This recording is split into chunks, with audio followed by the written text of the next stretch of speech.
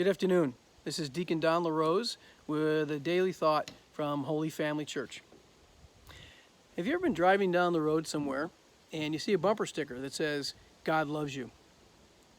Or maybe a yard sign or a lapel pin that said, God loves you. It's always a nice thought, isn't it?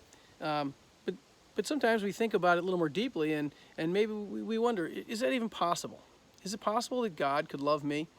And I don't mean because of our imperfections or sins, but just about the sheer numbers of humans that are on the planet. You know, there's 8 billion people now and something like that, and there's been billions of people that have come before us. So is it even possible that God could even know me, much less love me?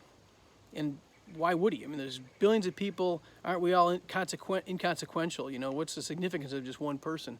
Why would God bother to love just one more person? Let me tell you a little story. So a few years ago, my wife and I were back in New York State, where we're from, and we're visiting my parents. And a friend who lived down the street, an older friend of mine, came over to the house and with his wife and little 2-year-old daughter. And they were so entertaining. They were just in the kitchen, and the 2-year-old was playing, and she was so cute.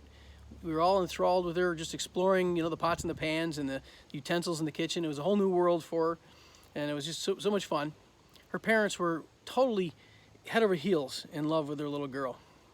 And so just making conversation, I asked my friend's wife and said, you guys going to have another baby? And what she said surprised me. What she said was, you know what, I'm afraid to.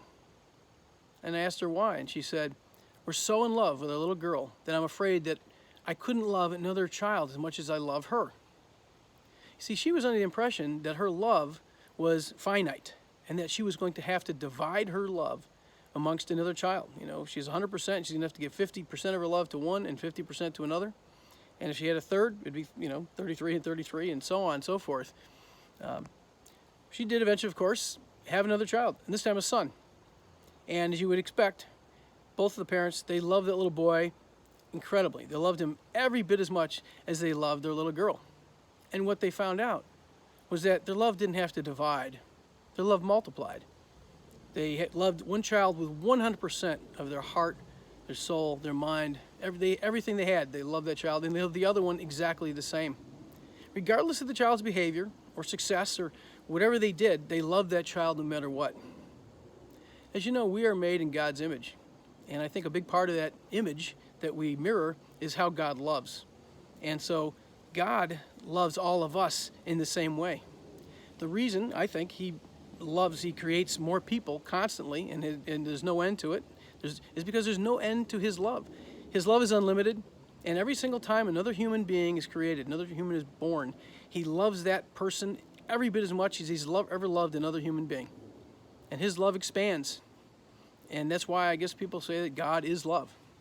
So as you go about your day, go about your week, your month, your year, your life, be joyful, be happy in thinking that our Creator loves you completely and fully, no matter what our behavior is, and no matter what we're doing. He loves you and will be watching you and loving you no matter where you go throughout your day and throughout your life. God bless you.